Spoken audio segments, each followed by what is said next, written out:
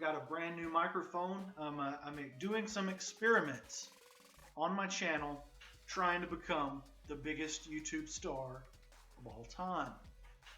And today we're going to be, so if you see me kind of being extra awkward in this video, this is because this is my first time filming with a microphone, and I've been having a lot of trouble setting this thing up. So we're going to see how this goes. This is kind of a test to see how things go. But in my journey to hear every song ever recorded, I have listened to every song by Evanescence, rock band fronted by Amy Lee. They've got several albums. They've got 5 albums. The Bitter Truth is coming out soon, although I've got to say, it has already been released on some web pages. I came across it on mp3va.com. They've got the full album on there for purchase, for legal purchase.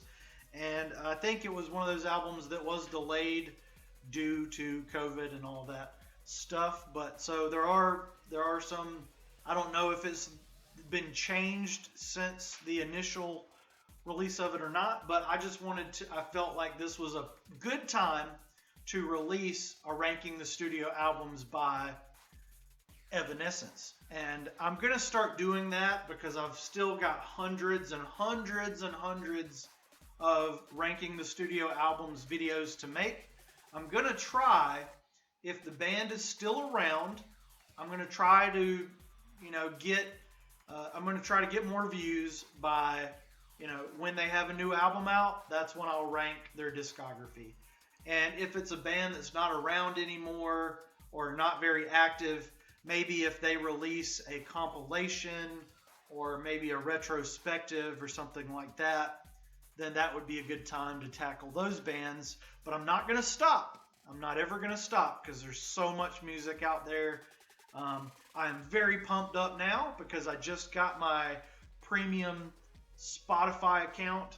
So let's just jump into the discography of Evanescence.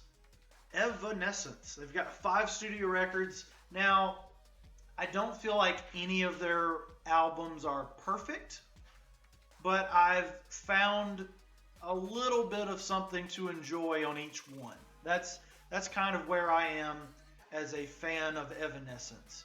If they were in town, which nobody ever comes to my town. We've got a big arena here. Nobody ever comes to it. Even before COVID, it's just like garbage. It's like wrestling and the odd country singer. That's about it. Every once in a while, a good band will show up, but I typically have to go to Georgia or North Carolina to see a decent big rock show.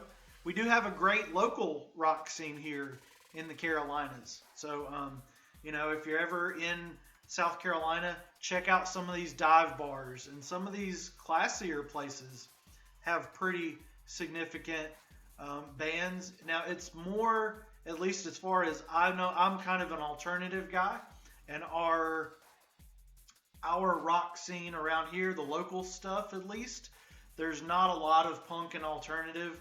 It's mostly metal, kind of hard rock and heavy metal type stuff, but there are some really good bands out there. Really good bands out there to be seen in South Carolina. Let's just jump right in to this hard rock band, Evanescence, with Amy Lee and a revolving cast of characters. The most significant one for me was the guitarist kind of coming and going from Cold. Really a big fan of Cold. So that's kind of makes this band more important to me. But yeah, Evanescence does a lot of great things. We're going to start with the worst and work our way up to the best. Just going to make sure. Yeah, we got things going on. We got it going on here, guys. So, the worst is going to be, and this tends to be the case with, I was about to hold the picture up to the microphone, self-titled records. maybe not always the best. 2011's Evanescence. With I kind of enjoyed What You Want, but beyond that, they're just real. I just didn't enjoy the sound of this record. It just didn't do much for me. Yeah, I just don't have a lot to say about that one. Coming in next, and this one is way better than that one, than the self-titled, is going to be Synthesis. I really enjoyed Synthesis. The only reason that it ranks so low, other than the three other albums being better, is that it kind of annoys me when a band releases what is a compilation and they kind of pass it off as a new studio album. I don't like that, and to me, this one was just kind of one of those where it's like, oh, here's some old songs but redone. I typically don't like remixes. I do like the orchestra and the classical representations of the song, but it felt kind of like a wasted entry in their discography, so it's coming in pretty low. Now we're getting into the good stuff, guys. We're getting into the good stuff, and keep in mind that I have heard the new album, The Bitter Truth, and it's coming in next. It is better than Synthesis and self-titled, and the problem is there's just not really a standout track. There's already 4 singles from it, and Wasted on You is okay. The Game Is Over, Use My Voice, and Better Without You. The problem is, and I haven't had a long time to sit with this album, I will admit, but there's just, at least upon first few listens, there's just not a whole lot here to keep me interested.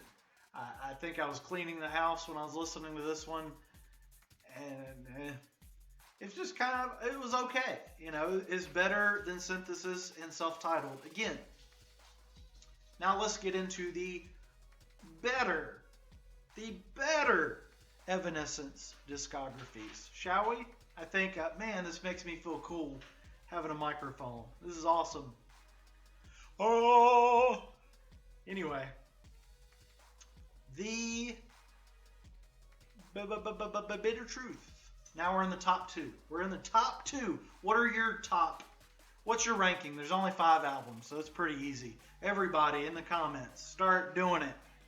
Make me the biggest YouTuber ever. Okay, so there's only 2 albums left, and I think you can pretty much guess where I'm going with this. At least it wasn't like, at least they weren't in the exact order that they came out in. Coming in next is going to have to be The Open Door. Pretty solid sophomore effort from the band. With a whole bunch of well-known songs. But the one that gets me the most is Call Me When You're Sober. I really enjoyed that one. Lithium has always kind of bothered me. There's such a well-known song called Lithium. Why would you do that? It's so specific.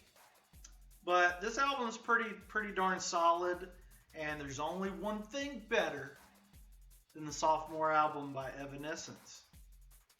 And it's a shame we kind of have to go back a little bit for their best, but it is what it is. Some bands knock it out of the park on their debut, and Evanescence is one of those bands. Fallen. I remember maybe totally legally downloading this and giving it to friends and family, and I remember even delivering this to a friend's house in 2003 at the height of the downloading frenzy, for me at least, right? Or maybe kind of right before the beginning of the downloading thing. It was considered a Christian album. They didn't want to be associated with Christian rock. Yeah, I'm a Christian, and I'm a huge rock and roll nerd, and I will go on record. I will go on YouTube. Christian rock generally sucks. And there's Now, in my list of 200, my top 230, there is, I believe there's only one that cracks my top 230, and that's Third Day. POD are kind of in the same situation where they're Christians who are in a secular band kind of situation. But let's just move on to the music. Going Under, Bring Me to Life, featuring Paul McCoy. Everybody's Full, My Immortal, Haunted, Tourniquet, Imaginary, Taking Over Me, Hello, My Last Breath, Whisper, and My Immortal, the full band version versus the piano version. You got on the Japanese edition, you got Farther Away and My Immortal again. Then a limited edition, you got the music video. This album just, I was really getting into that early 2000s, like Linkin Park and all that stuff. And Evanescence really caught the world's ear pretty early on. And I've got to say, I don't think they've ever really been an album band. But Fallen is pretty darn solid from back to front. And I really enjoyed it. Now, I did get some kind of messed up versions. You guys remember back in 2003 when you were downloading songs, and it would say that it was Evanescence, but in reality it might be like a Faces of Death video, or that's worst case scenario, or maybe lesser bad case, you might get like a little snippet of the song just repeated.